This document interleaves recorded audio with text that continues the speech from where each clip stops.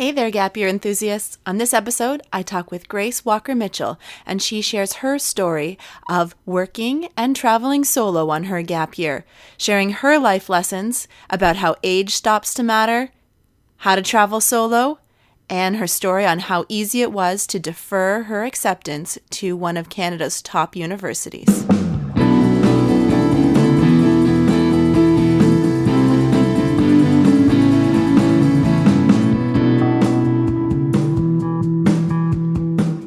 Welcome to the Gap Year podcast, where we explore the who, what, where, when, and why of gap years. It's real people sharing their stories, ideas, and experts diving deep into how you can make the right decisions in order to have a meaningful gap year. This is the place to be no matter where you are on your gap year journey. I'm Michelle Dittmer, your resident gap year expert. Let's jump right in.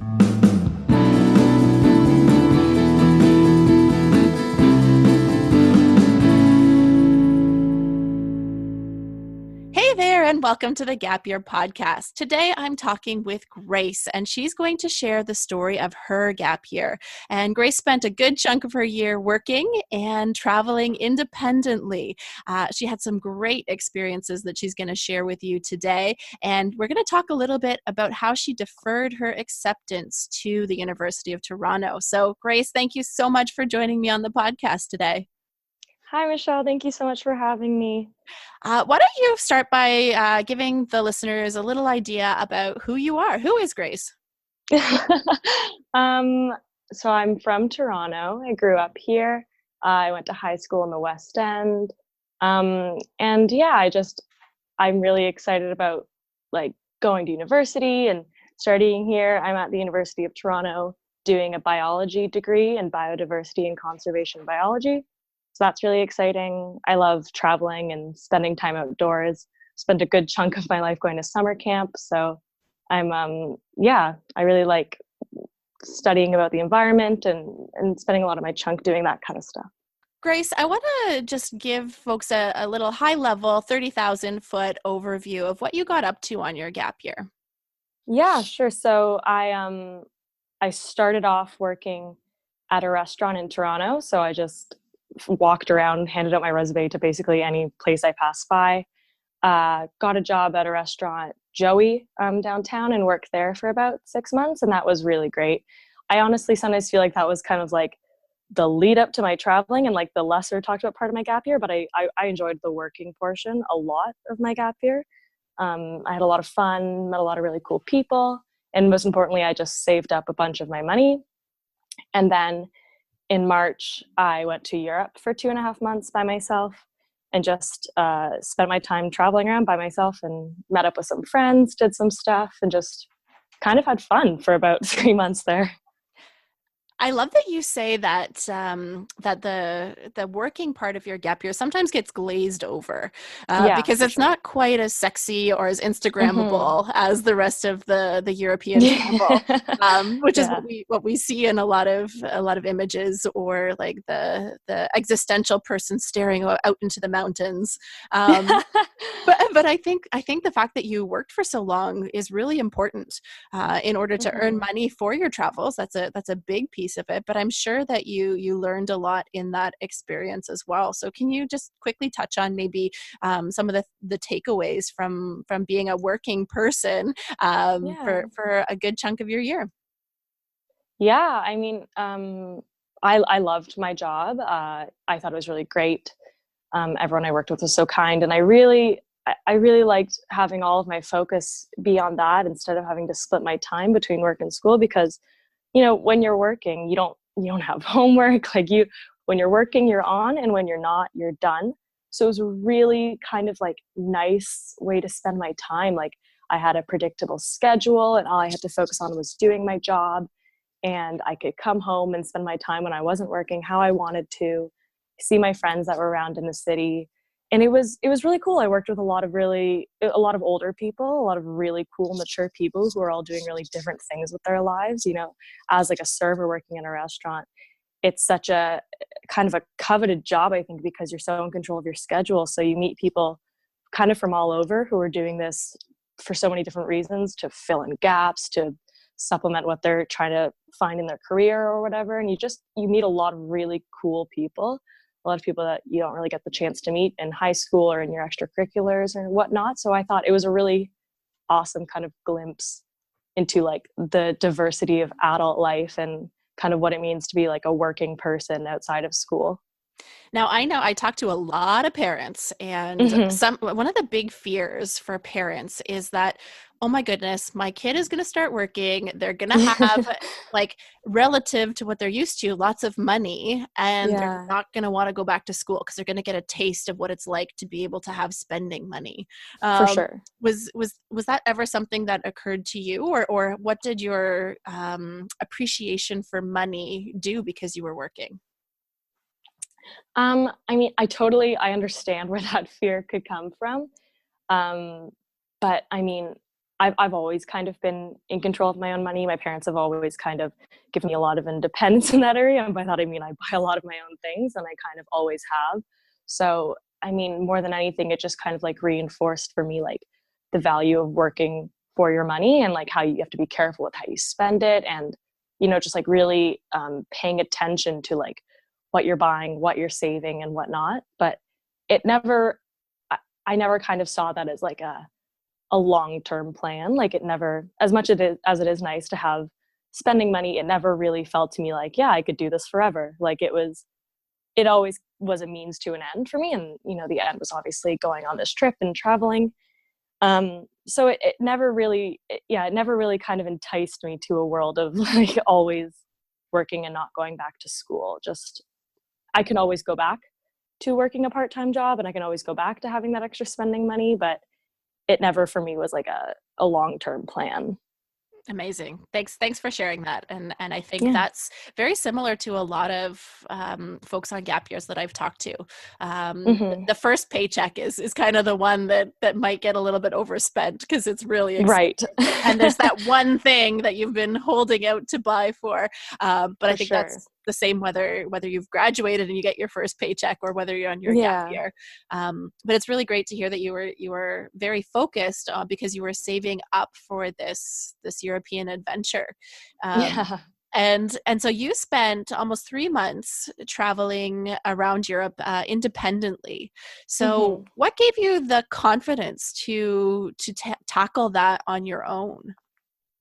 I think what really made me feel like I could do it was first, I mean, my sister had done a gap year 2 years before. And so she did kind of part of her time was with like a volunteer organization. And then towards the end of her trip, she did some solo travel. And so I think kind of, I was very lucky getting to watch her do this and plan this because it really did give me a lot of the confidence to feel like I could do it on my own. So just kind of watching her figure it all out, it was really kind of an insight into how it could work. And also my parents are super supportive and wonderful, and we travel a lot as a family, and we do a lot of kind of, I would say, ambitious vacations as a family. So I've kind of grown up seeing the ins and outs of traveling and all the work and what goes into planning it. And so that kind of gave me like an insight into what it would look like. And my parents were, of course, supportive of me doing it on my own and gave me lots of tips and tricks and kind of helped me figure it all out. That's amazing.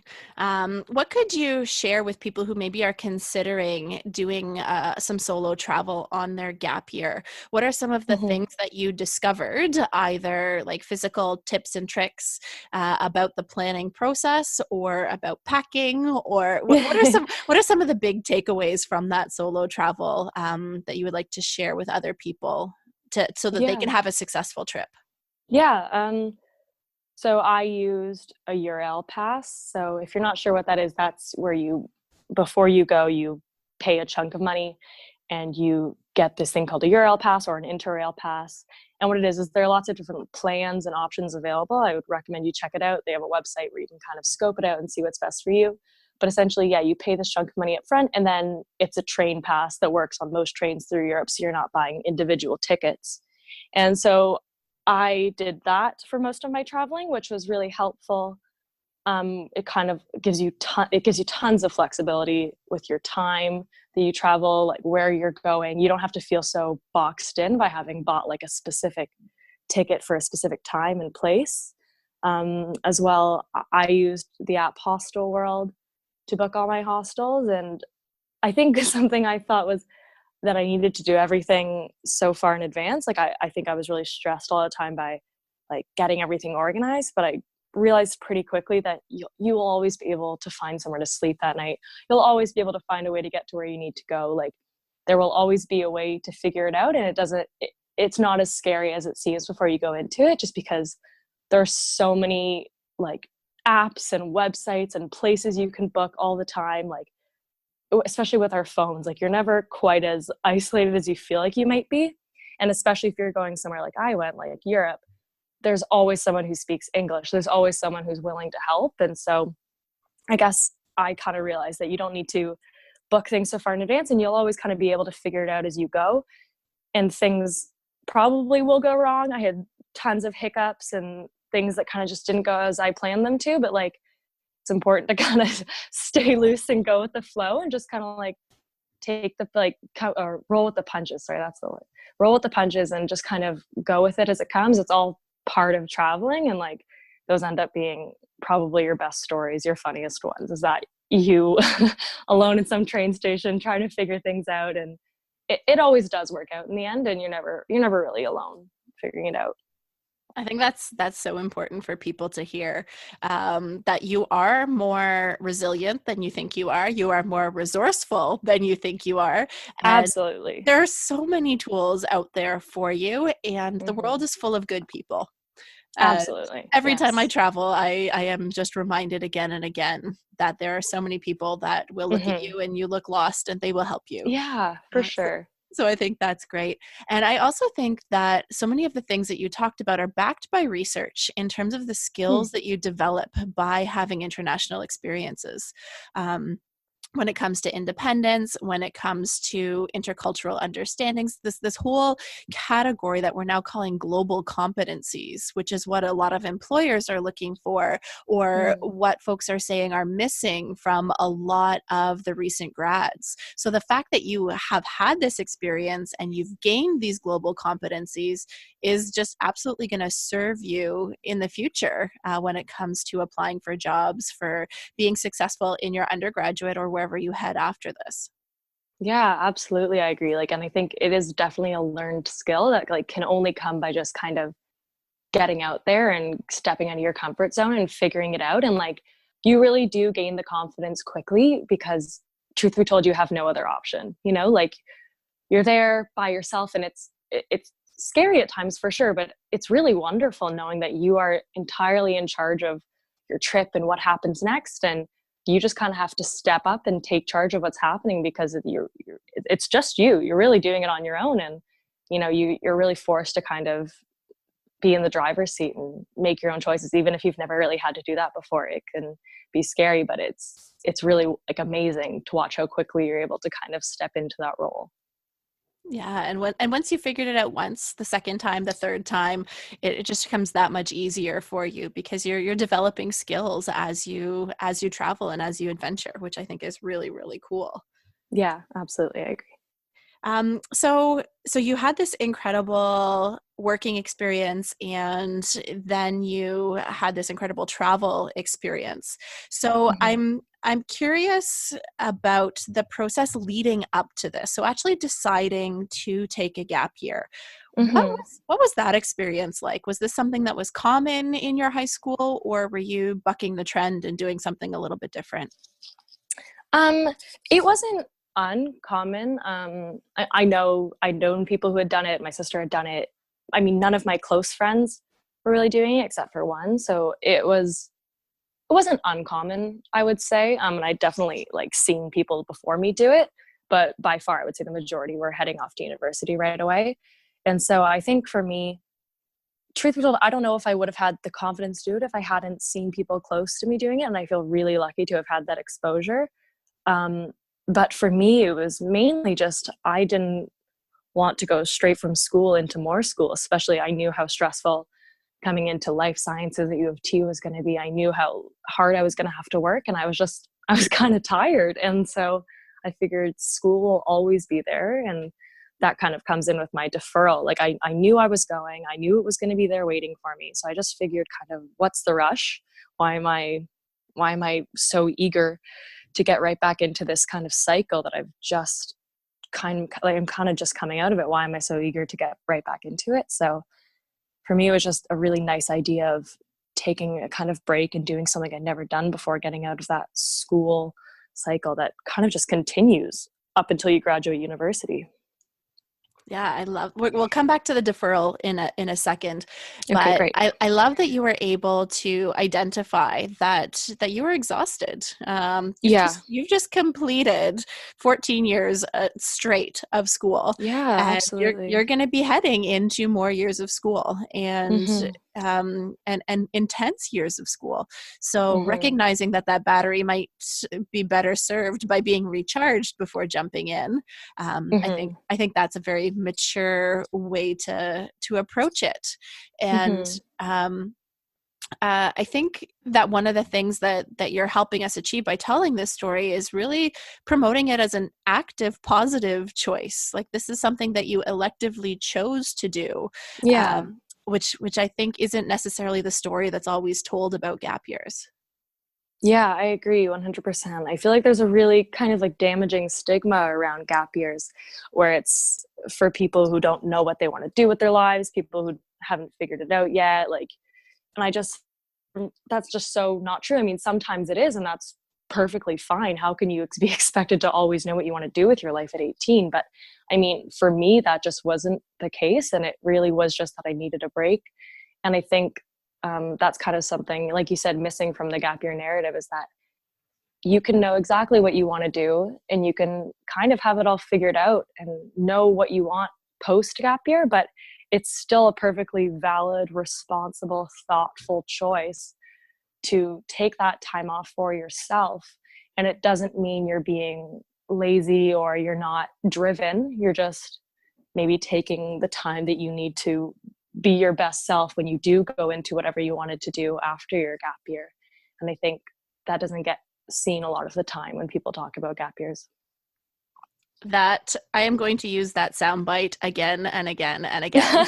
I think, like you said it so eloquently, and I think that, like, I would shout that from the mountaintops, Yeah. because it is so great to hear somebody who already knew what she wanted to do after Mm-hmm. graduating, and Mm-hmm. what she wanted to pursue, and but like, you recognize that still there was place for a gap year in your life. And I like Mm-hmm. that you said that you're not lazy, or you're not just being self-indulgent by taking this gap Yeah. year. I think that's a really important message as well.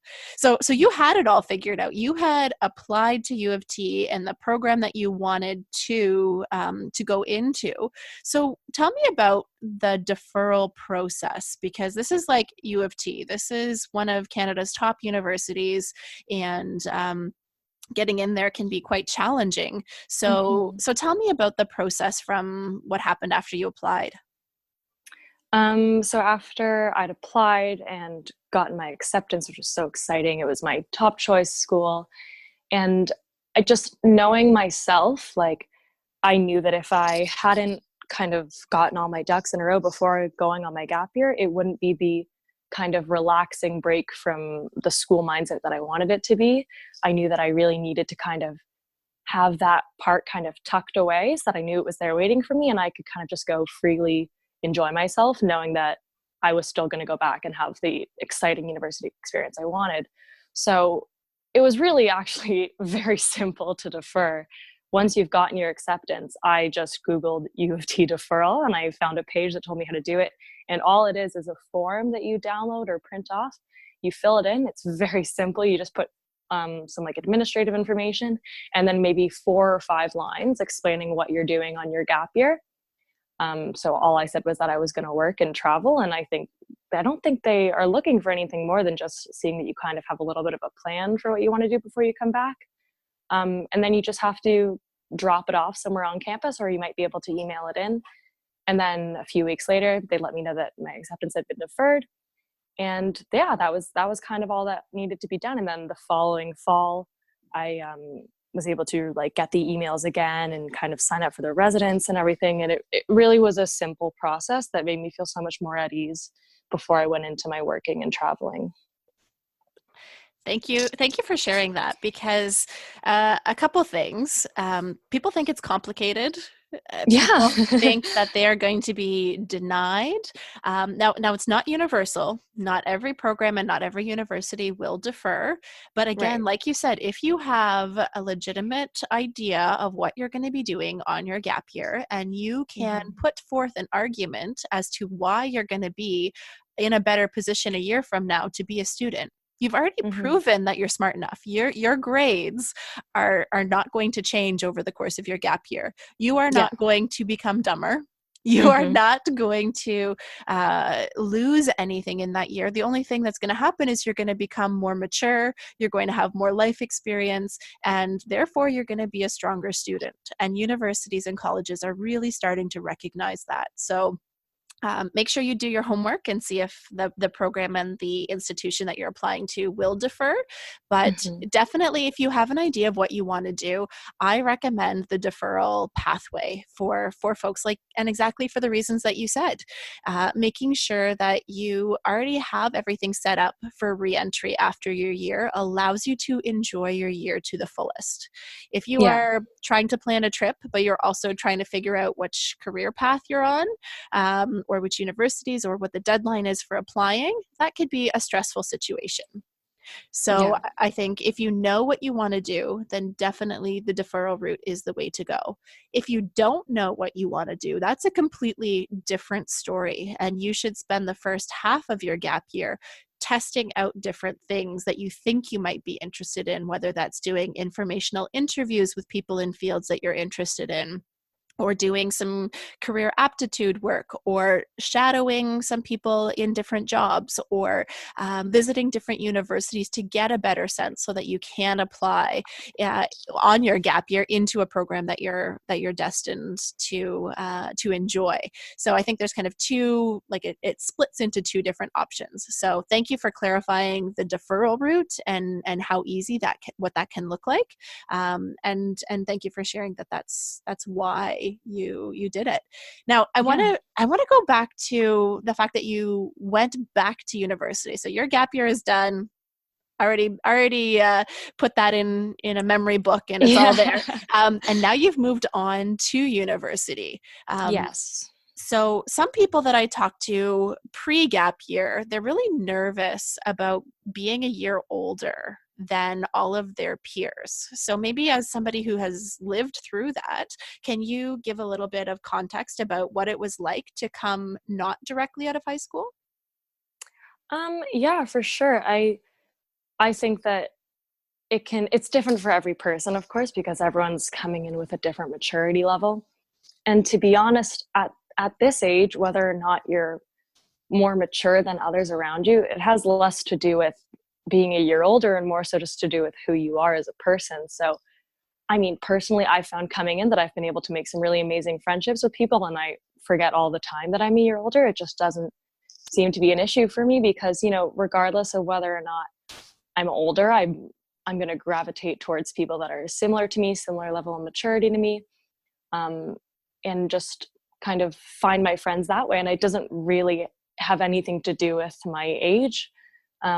So yeah, I just did not really notice it that much at all. And I totally understand that fear coming in. It does feel odd because you're always through your whole student career going through life with the same people, same age as you, same level as you.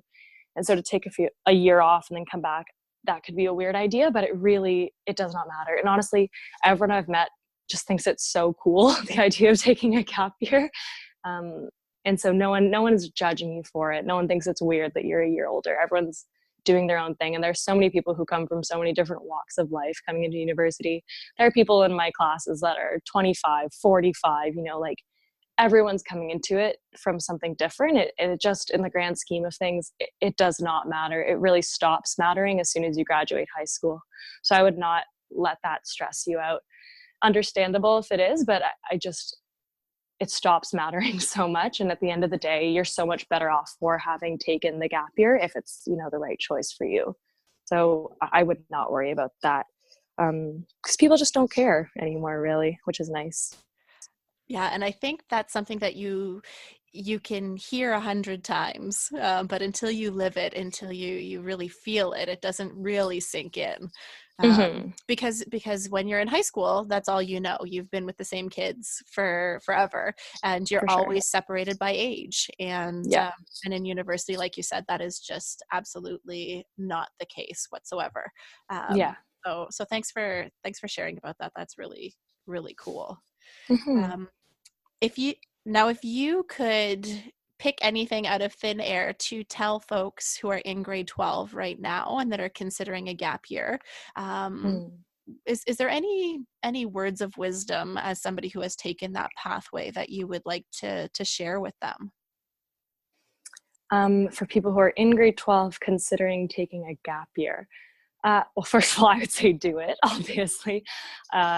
Just commit. It can seem scary, but I would say absolutely do it. You'll be so much better for it in the long run, I think. And once you're starting your gap year, it can be really hard watching your friends who have gone off to university and are kind of having that first year experience, which we all see kind of on Snapchat and Instagram. And there might be that kind of feeling at first of the FOMO of you're not there doing it, but don't let that stress you out or discourage you from feeling like you've made the right choice. If anything, you've just added to your experiences, because if you're planning on going to university the following year, then you will have that same experience that you're watching and feeling bad about missing, but you will still have that when you go back. And in addition, you've added a whole extra year of fun or work or whatever you're putting in it. You've added a whole extra year to your life. So you've really just added to your experiences, and you can always come back to that university experience that you may feel like you're missing at first. And that will still be there for you. You just are taking a little bit more time before you get there, which is totally fine and great. I love it. I think that's really important feedback. And Grace and I had talked about it almost a year ago now, probably. Wow. Yeah. It was a while ago. And when I was talking to her last time, I was just getting her experience, and she talked about that. And we have listened, and we're actually launching a gap year frosh week this year, which I'm so excited about. So we don't have that same FOMO, because more alum that I've talked to, the two hardest times of the year is, number one, exactly like you said, in September when everybody's going off. Now you're going to have the opportunity to be part of this gap year frosh week and have your own experience plus your gap year experience. And the other time that can be challenging for students is when people start talking about where they've been accepted. So if you haven't deferred, it can be a tough time when everybody's talking about where they're going next year. So kind of in the May-June timeframe. So it's really important to have something that you're looking forward to, whatever that is, and something that you can talk about to be part of that conversation. So May, June, and then September can be the tricky times, but the rest of the year, I don't know if you would agree, Grace, but like you just fly and just are living your best life during that time. Yeah, absolutely. It's such a freeing experience, like living your life really on your own terms, not in an institution. Like you're really just independent and on your own. And it's such a breath of fresh air. And it's so needed, I think, especially in the academic culture that we're in now, which is just basically grind, grind, grind, and never stop and do better, better, better, more always. And it's just such a nice pause on that kind of really that rat race that you're in, trying, especially in grade 12 when everyone's competing for these acceptances. Like it is truly such a breath of fresh air and such a nice reminder of all that there is to life outside of school. And so don't let that like FOMO of the crazy first year life, like that will be there if that's what you're looking for. But in the meantime, really just enjoy that break from it all, because it gets right back into it, which is great if you're excited about what you're studying. But don't discount how nice it is to have that kind of time to appreciate your life outside of academics. So talking about this rat race and being busy and surrounded by people all the time, and just kind of going, your experience kind of slowed down to a halt and you kind of transition from being part of that system, being part of that busyness, to having basically an open calendar for yourself. So what was that like for you?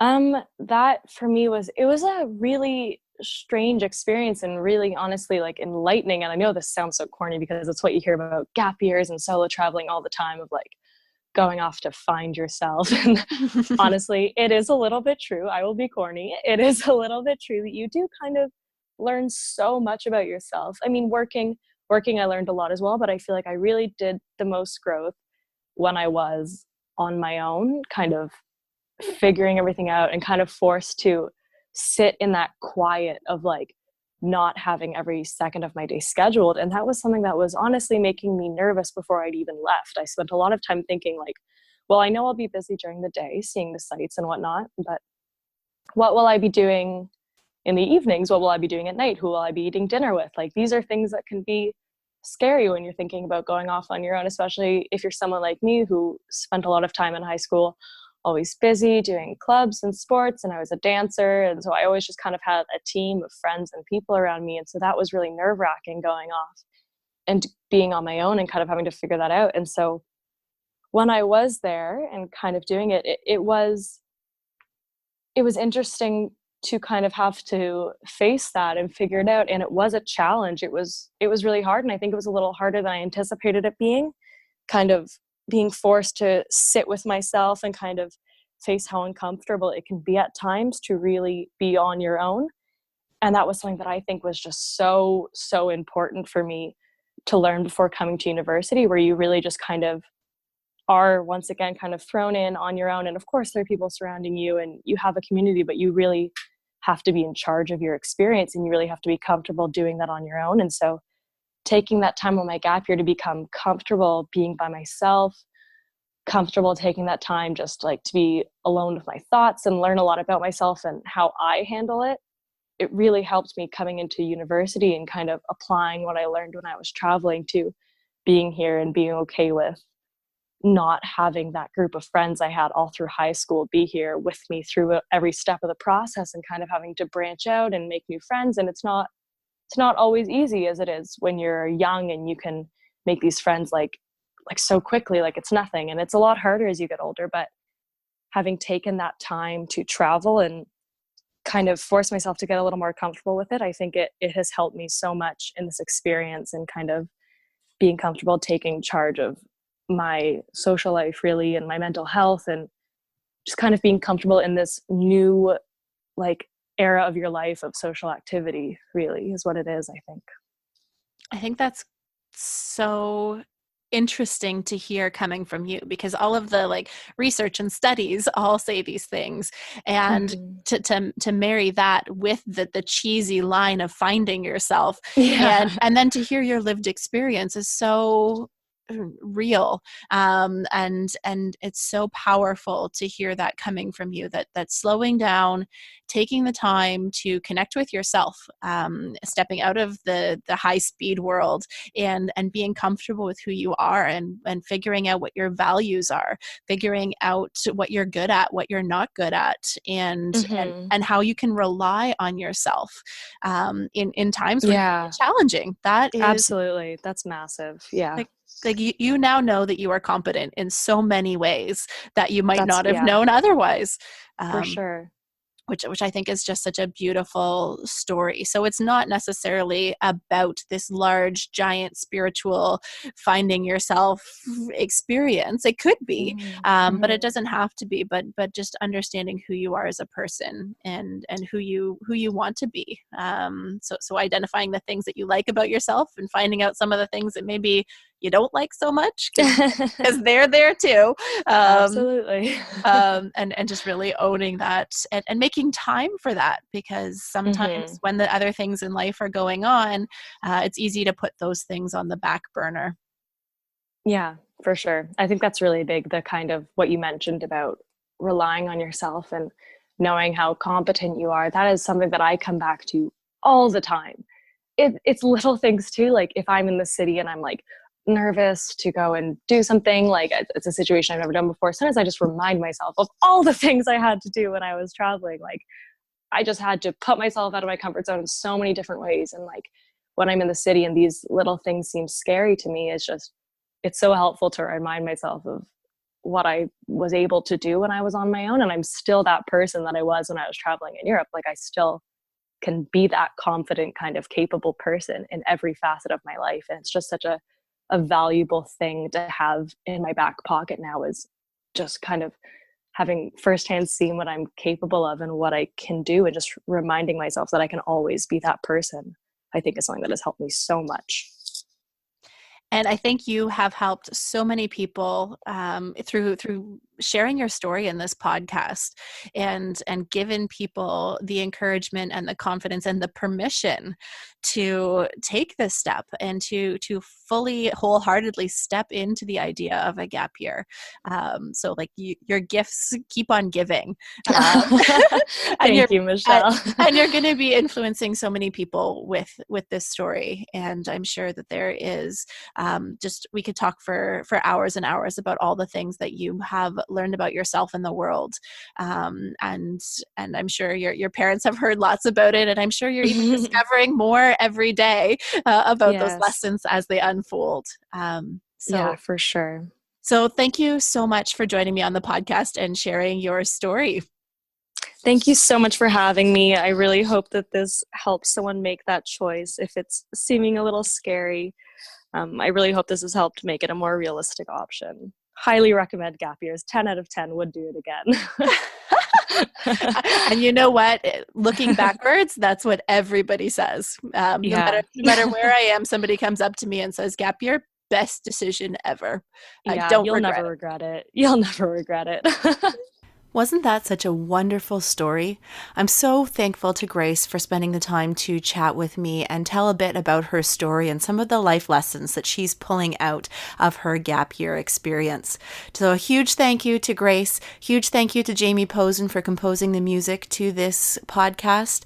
And for those of you who are listening, make sure you head to cangap.ca to check out all the resources we have to help you on your gap year journey. So whether you're thinking about it, whether you're committed to it, or whether you're already on your way, we've got something on the website for you. So definitely head there to check it out. And until next time, keep on adventuring.